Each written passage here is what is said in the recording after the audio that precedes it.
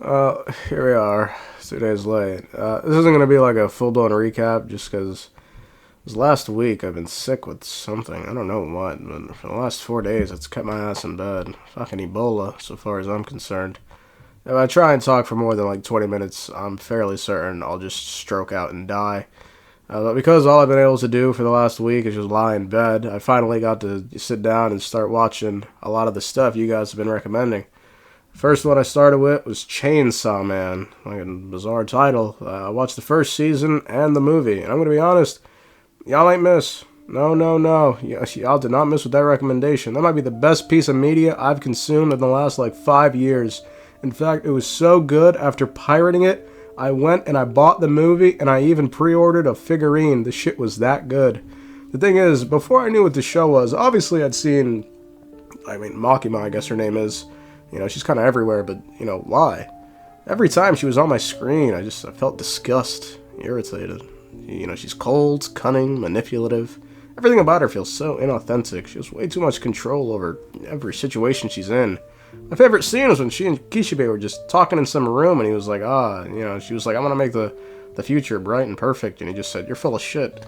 Yes, you got me, bro. Anyway, I'm getting too rancy. I lied, by the way. That was the second best piece of media I've consumed in the last 5 years. The best was no doubt Star Rail's 3.8 Return to Penacony.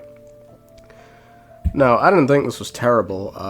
When it's good, it's good. The lore drops were interesting. It's just, I don't know, large swaths of it were really boring if you, like me, paid attention during the actual Penacony storyline. There's like, 5, 6 cutscenes, and 2 of them I'm pretty sure are just the exact same ones from a year ago. The entire quest was just, this is what you think happens in Penacony. This is what actually happens in Penacony. And the entire reason our memories of Penacony are different from what really occurred is simple. They were erased by the Everflame Mansion member, long-forgotten Astral Express member, Stellaron Hunter, Dahlia, who is in truth a batshit crazy cremator who manipulates the memories of members within a group to make them believe she's always been one of them. She did it with the Everflame Mansion, and then tried to do it with the Astral Express, but we are too powerful. She's here to give us back our memories of what really occurred during Penacony. In them, we learned Firefly was investigating what the Dream Master's secret was, and apparently, it was another Sam, AR-214, who ditched the Iron Cavalry and fled to Penacony, and while here, was protecting it from the Swarm, only for 214 to be killed by the Dream Master, who revealed to 214 the source of the Iron Cavalry's power, the source of Firefly's power, is the propagation itself. Aside from new scenes like that, we also get some new perspectives on old scenes, like Firefly confronting Acheron, who sort of just goes, the nihility is coming, but then also reveals that Terminus will ascend to godhood once more, which, even as an emanator, she shouldn't know. We shall have one final reunion when Terminus ascends to godhood once more. Ascends to godhood once more. Even if she's an emanator, she shouldn't. We get entirely new scenes regarding characters like Robin, who she sort of just stalked the Trailblazer and Firefly's dates, only to run into Sunday, except it's Sparkle, who is apparently the one who killed Robin. Interesting. Anyway, this naturally sent her to Dreamflux Reef, where she'd learn the truth about the Dream Master from the Dahlia and Firefly, and then Firefly would learn the truth about Dahlia from Dahlia's old lesbian best friend Black Swan, who reveals that Dahlia is working with the Dream Master. We then learn the Dream Master is attempting to recreate the Swarm disaster so that when the people in the the people in the Dreamscape see the chaos it brings, they will cry out for order. This is also why Argenti was in any position to save Aventurine. He was here because he sensed the Swarm. We then learn the answer to one of the biggest questions plaguing the game since the beginning. Where do Stellarons come from? And the answer is Shipe, the Harmony, which, in hindsight, if you ignore the side effects, don't the Stellarons just respond to desires? It does sound pretty harmonious.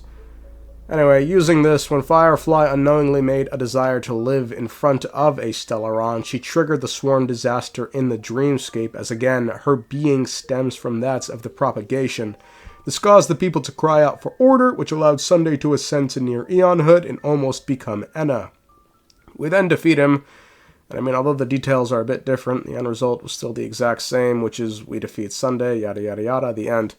Back with Dahlia, she reveals what we witnessed weren't even memories, but rather the scripts. She then reveals this cat, it isn't Elio, but rather a piece of the Eon Terminus. Apparently, when Terminus does ascend to become an Eon again, they will quote Dr. Oppenheimer. Now I am become finality, lifting the wheel of time, the destroyer of worlds. In truth, no one but the Stellaron Hunters know who Elio even is. Dahlia is now going to reveal to us the hidden, tragic, and true ending of Penacony that was wiped from our memory, and it has to do with Firefly's third death. Now, this is where things get a bit bizarre, and I imagine this is what most people are probably confused by. Dahlia tells us if we see something we don't like in this memory, we should, scream and make a fuss so loud that Terminus, who's about to set off on their own journey, hears our call and changes their own future, which is our past. To understand what this means, you need to realize that Terminus is moving through time opposite to us.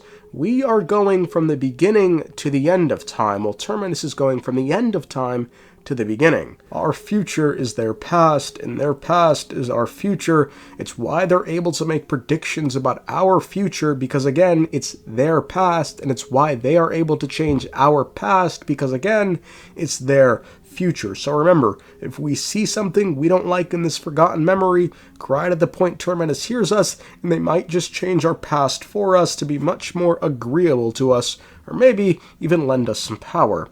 After listening into some conversations, we learned Sunday didn't necessarily become the path of order as much as almost nearly create a new path entirely, that being something along the lines of domination. We also learned that Constance absorbed all the nihility Acheron unleashed into Penacony with her blade strike. We then learn if Dahlia were to join the Stellaron Hunters, she'd betray them and become a Lord Ravager named Ephemera, bent on destroying the remembrance. We then learn why our memories were altered, and that's because the Hunters asked Dahlia to burn away these memories from us, because if we entered amphoreus with them, the destruction would have caught notice of us too early, and we would have died. I'm not even sure what this means, but okay.